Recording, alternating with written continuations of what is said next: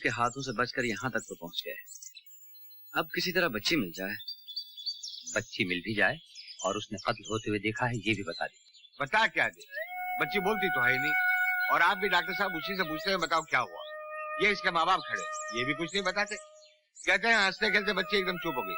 भला ये भी कोई समझ में आने वाली बात है? कुछ हुआ ही नहीं, बच्ची की जबान बंद हो गई। वाह,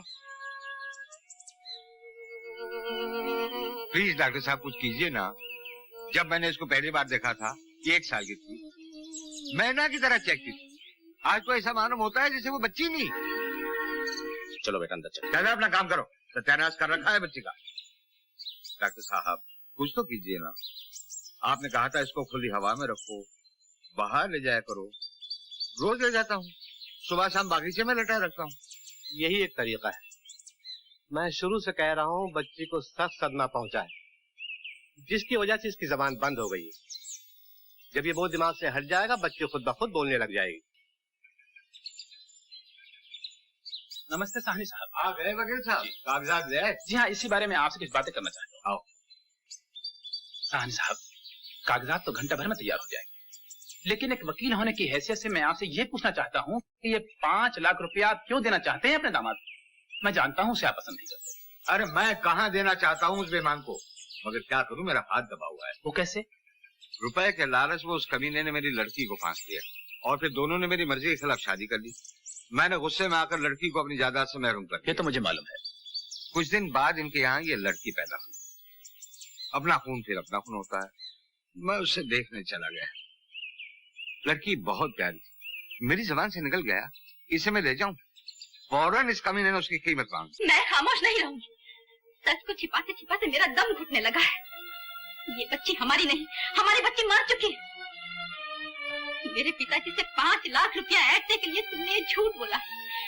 अनाथ आश्रम से लाई हुई बच्ची को अपनी बता रहे हो। मैं अब चुप नहीं रहूंगी। मैं पिताजी से सब कुछ कह दूंगी। जिस तरह आज तक सामान बंद रखी है, आइंदा भी रखोगी। जानती हो मैं कौन हूँ? अगर आज के बाद ऊंची आवाज सुनी, तुम्हारी लाश तक नहीं मिलेगी।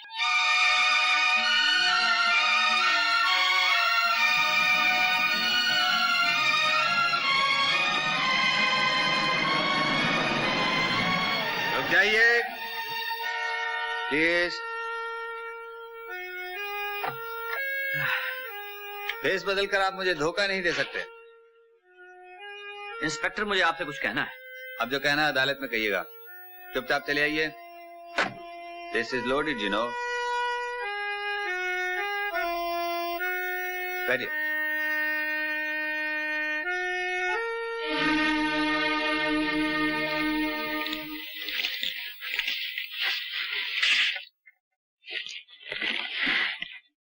आप यहाँ दस्तखत कर दीजिए।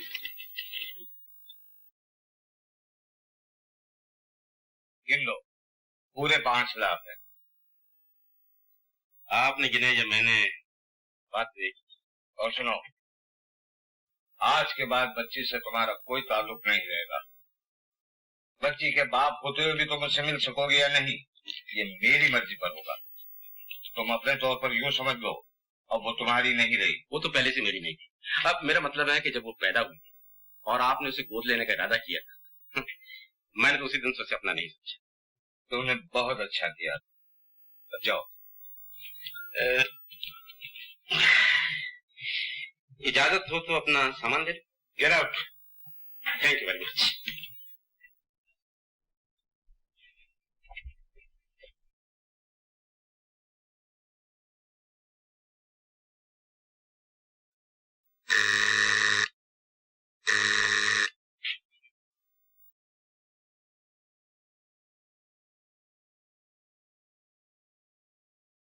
माफ कीजिएगा, हम आपको कुछ तकलीफ देना चाहते हैं। सुनाइए।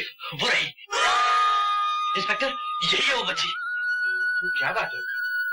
क्या चाहिए आप लोगों को? मैं इंस्पेक्टर अशोक हूँ, बॉम्बे से आया हूँ। ये कैप्टन राजेश और वो मिस्टर कुमार हैं।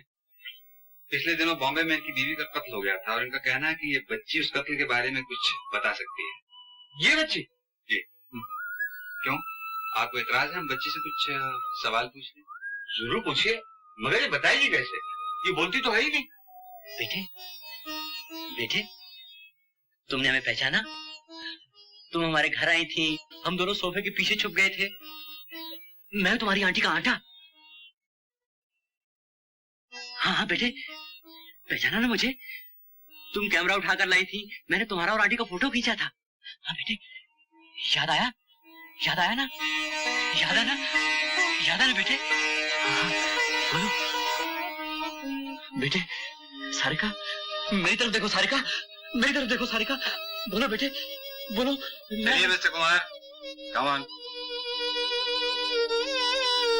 खत्म हो गया खेल।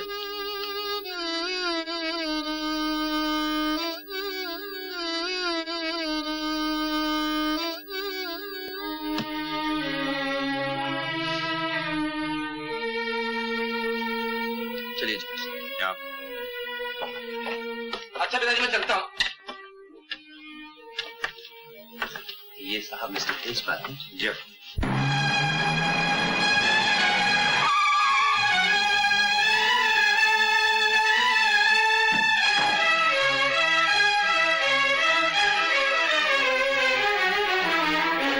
हेलो जगमोहन साहब। हेलो, जरा देर से आए आप। मैंने आपके दोस्त को थाम दिया। अच्छा ही किया, बाकी जितने लोग यहाँ हैं उनको भी थाम दिया। क्या मतलब? कि मैं आपको कुछ दिखाना चाहता हूँ और मैं चाहूंगा कि इस कमरे के बाहर कोई न जाए। देखिए, मुझे जरा निकल जाने दीजिए। ऐतराज न हो तो आप भी ठहर जाएंगे ना, 5 मिनट की तो बात है। जी मुझे बहुत जल्दी है। रुक जाइए साहब, ऐसी भी क्या बात है? आप भी देखते जाइए। बोलिए अपना भानुमति का बेटा। ये सब क्या हो रहा है, मेरे तो कुछ समझ में नहीं आता।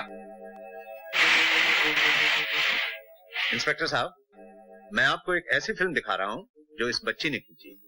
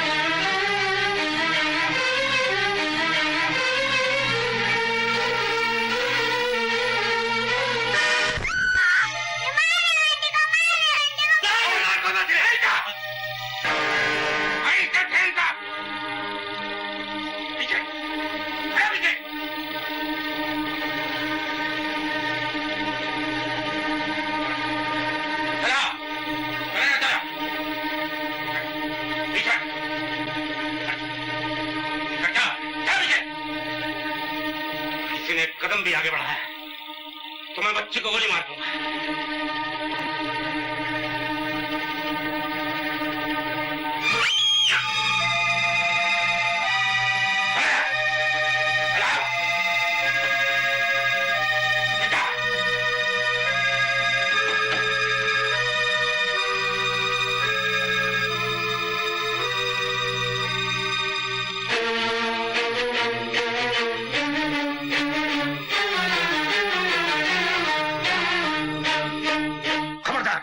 किसी ने आगे कदम बढ़ाया तो गोली मार दूंगा।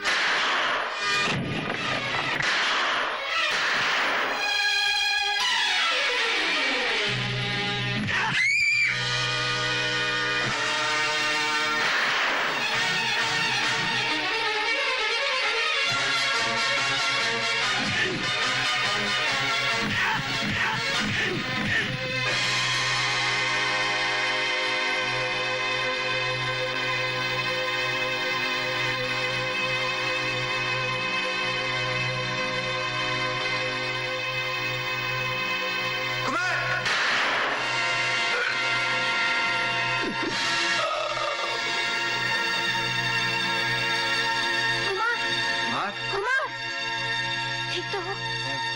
मैं तो ठीक हूँ। राजेश कहाँ है? वो रहा राजेश।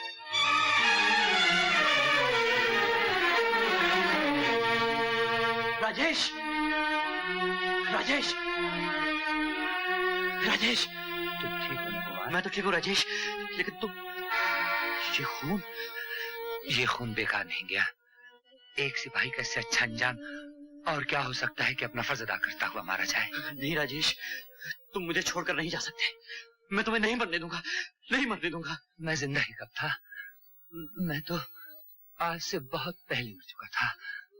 अच्छा, खुश रहो मेरे दोस्त, खुश रहो।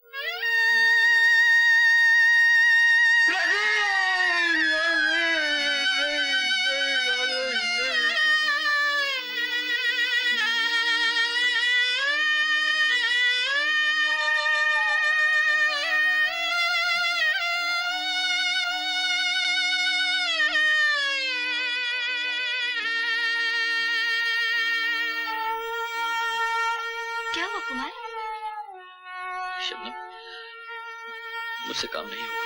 क्यों? स्टेज पर आते ही वो सारी यादें वापस आ गई जो मेरी जिंदगी थी, जिसके लिए मैं हंसता था, रोता गाता था। आज वो यहाँ मौजूद नहीं। वो कुर्सी जहाँ मीना बैठा करती थी मुझसे कह रही है मीना का कातिल मैं हूं।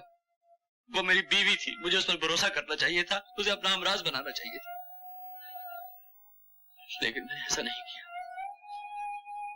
मैं न हमराज बन सका न बना सका। मैंने उस पर शक किया, उसे मार डाला। जिस घर को मोहब्बत से आबाद किया था मैंने शक से बर्बाद कर दिया।